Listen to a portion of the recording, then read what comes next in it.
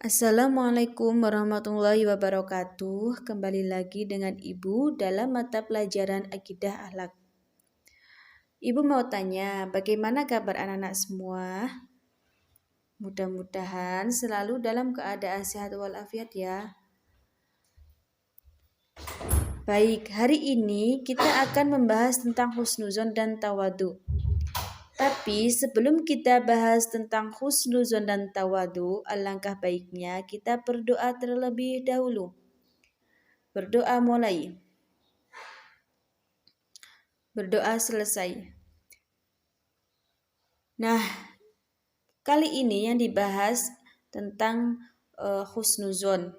Siapa di sini yang sudah paham tentang husnuzon? Yang belum paham, mari kita bahas bersama-sama. Yang pertama kita akan membahas tentang pengertian dan pentingnya husnuzon. Salah satu akhlak terpuji kepada sama manusia adalah husnuzon. Secara bahasa berasal dari bahasa Arab. Husnu yang artinya baik dan zan berarti dugaan, sangkaan, atau keyakinan.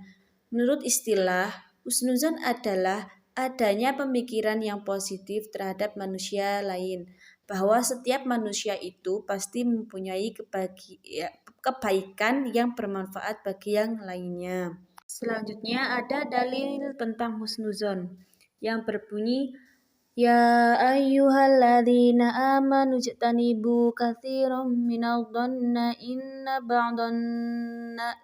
ba'dhan itsm wala tajassasu wala yaghtab ba'dukum ba'dha yuhibbu ahadukum an ya'kula lahma akhihi maitan fakarihtumuh wattaqullah innallaha tawwabur rahim. Yang mempunyai arti, wahai orang yang beriman, jauhilah banyak dari prasangka. Sesungguhnya sebagian prasangka itu dosa, dan janganlah menggunjing satu sama lain. Adakah seorang di antara kamu yang suka memakan daging saudaranya sudah mati? Maka tentulah kamu merasa jijik kepadanya. Dan bertakwalah kepada Allah, sesungguhnya Allah Maha Penerima Taubat lagi Maha Penyayang. Surat Al-Hujurat ayat 12. Di sini juga ada hukum husnuzon kepada manusia. Yang pertama yaitu wajib, yang mempunyai arti husnuzon kepada Allah Subhanahu wa taala dan para rasul Allah Subhanahu wa taala. Kita harus yakin bahwa Allah Maha Pengasih lagi Maha Penyayang.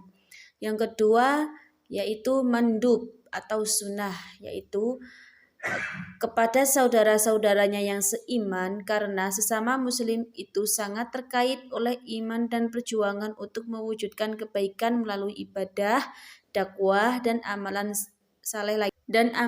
saleh lainnya. Yang ketiga yaitu jaiz atau mubah kepada sesama manusia pada umumnya, karena pada dasarnya semua manusia itu merasa saling membutuhkan dan mempunyai kebaikan. Selanjutnya macam-macam husnuzon. Yang pertama husnuzon terhadap Allah dengan cara berprasangka baik dengan yang telah ditakdirkan Allah. Yang kedua husnuzon terhadap diri sendiri, yang artinya dengan cara percaya diri terhadap kemampuan diri sendiri. Yang ketiga husnuzon terhadap orang lain dengan cara melihat sisi baik orang lain dan selalu mengingat kebaikan. Di sini juga bisa membiasakan perilaku husnuzon. Yang pertama memberikan semangat kepada orang lain yang hendak melakukan kebaikan.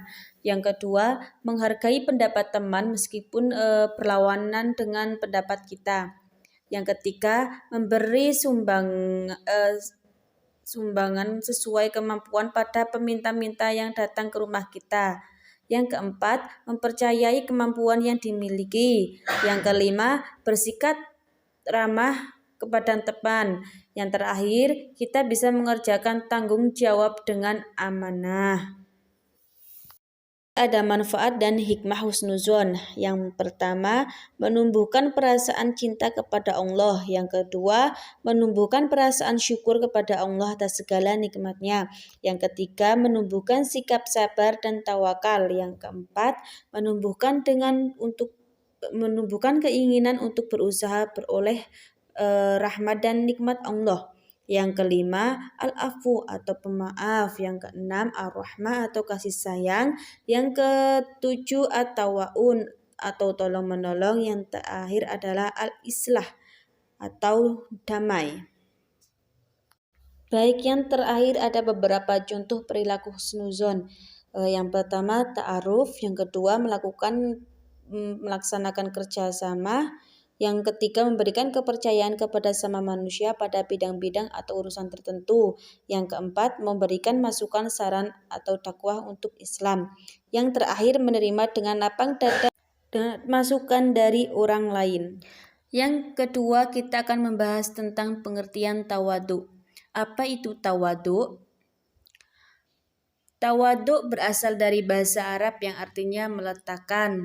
Dalam Kamus Besar Bahasa Indonesia, tawadu berarti rendah hati. Jadi, tawadu mempunyai arti yaitu sikap dan perubahan manusia yang menunjukkan adanya kerendahan hati, tidak sombong dan tinggi hati, atau mudah tersinggung. Tawadu ini merupakan salah satu dari akhlak mulia. Jadi, sudah selayaknya kita sebagai umat muslim bersikap tawadu. Tawadu merupakan salah satu akhlak terpuji yang wajib dimiliki oleh setiap umat Islam.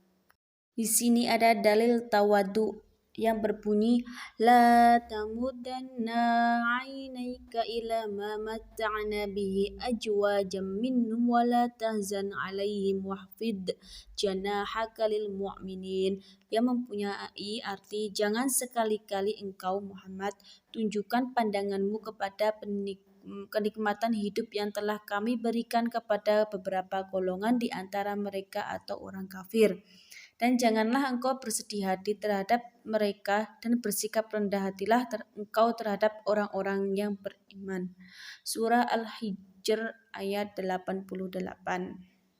Perintah mempunyai perilaku tawadu. Yang pertama, tawadu di hadapan kedua orang tua.